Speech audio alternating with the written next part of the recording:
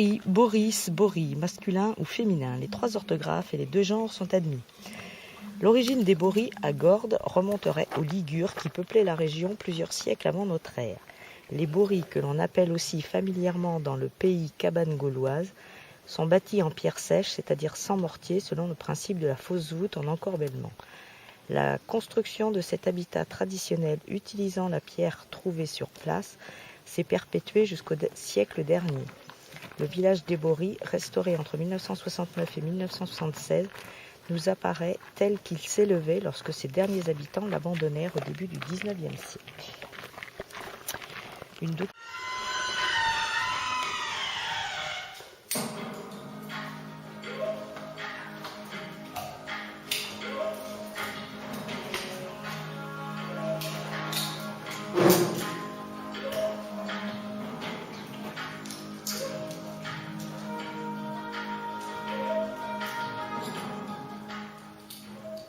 Monde minéral.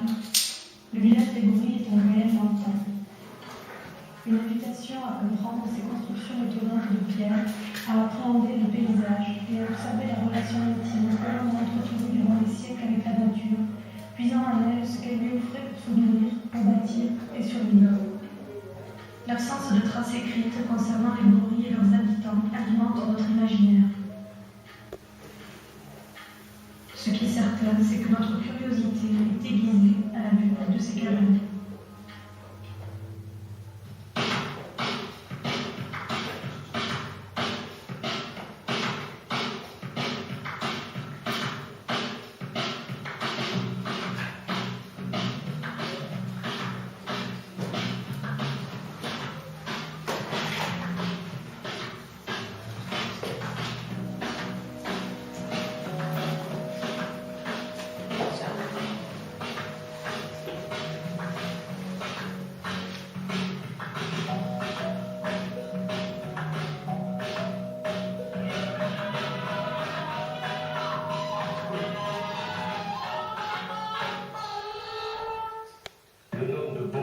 Certainement du latin boria, une étable à bœuf.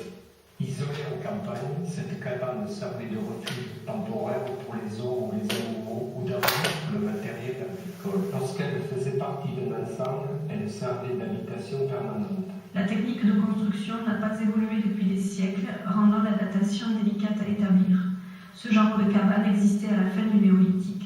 Ici, à Gordes, les plus anciennes datent du XIVe siècle et les plus récentes du XIXe. C'est d'ailleurs au XIXe siècle que les occupants du village des Bory l'ont abandonné en quête d'une vie meilleure, plus confortable. Dès lors, les Bory sombrent dans l'oubli.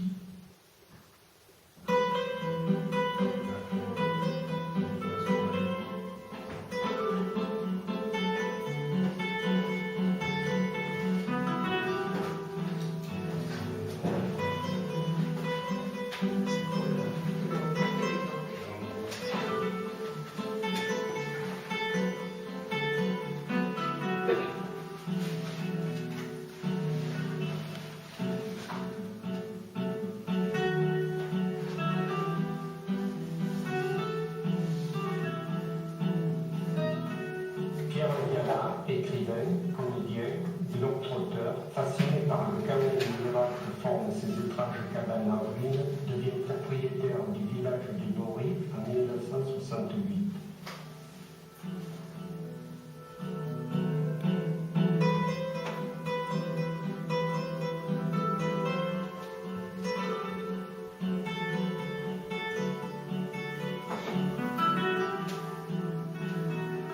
Commence alors une longue période de 8 années de travaux titanesques, destinés au sauvetage des Bory.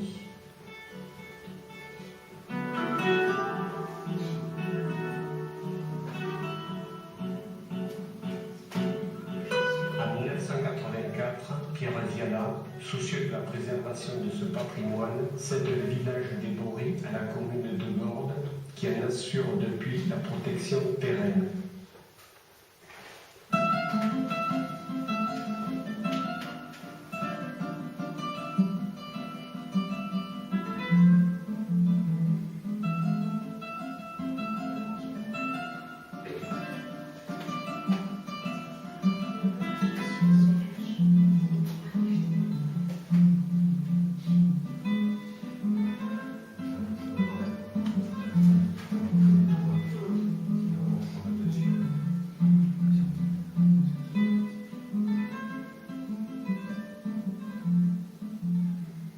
son architecture originale, parfaitement intégrée dans le paysage, cette construction est remarquable par la simplicité de la forme et l'économie des moyens utilisés. Les pierres sont posées à sec, sans liant, d'où l'expression « construction en pierre sèche ». Ici, l'eau est rare, donc on l'économise. Les pierres sont posées les unes au-dessus des autres, légèrement inclinées vers l'extérieur pour favoriser le ruissellement des eaux de pluie et assurer une meilleure isolation. À l'intérieur de la borie, la rangée de pierres supérieures dépasse la rangée inférieure selon le principe de la fausse voûte à encorbellement. L'assemblage se fait sans cintre ni échafaudage, seul outil indispensable, la massette. Pour terminer le fêtage, on pose de grandes pierres plates appelées lauses.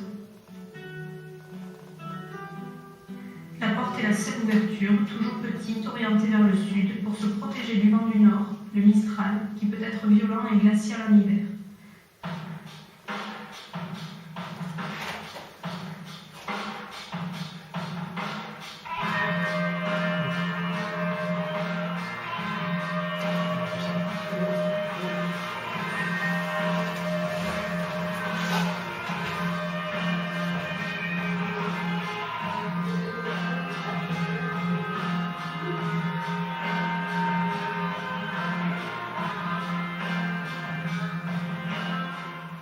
De terre à cultiver, des générations de paysans ont épierré les terres ingrates de ce plateau calcaire. Cette pierre a servi des réalisations les plus complexes, comme le château Renaissance de Gordes, aux constructions les plus modestes, mais tout aussi spectaculaires, comme les centaines de kilomètres de murs en pierre sèche qui bordent les chemins, ou encore les restanques et les bories.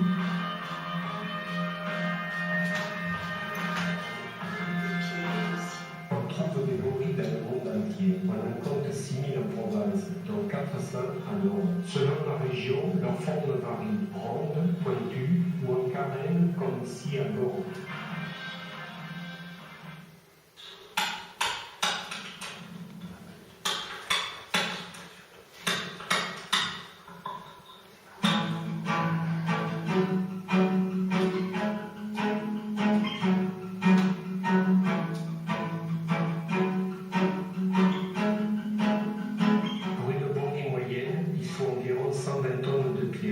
Les bories les plus grandes sont certainement l'œuvre d'artisans initiés dans l'art de la taille et l'assemblage de ces pierres.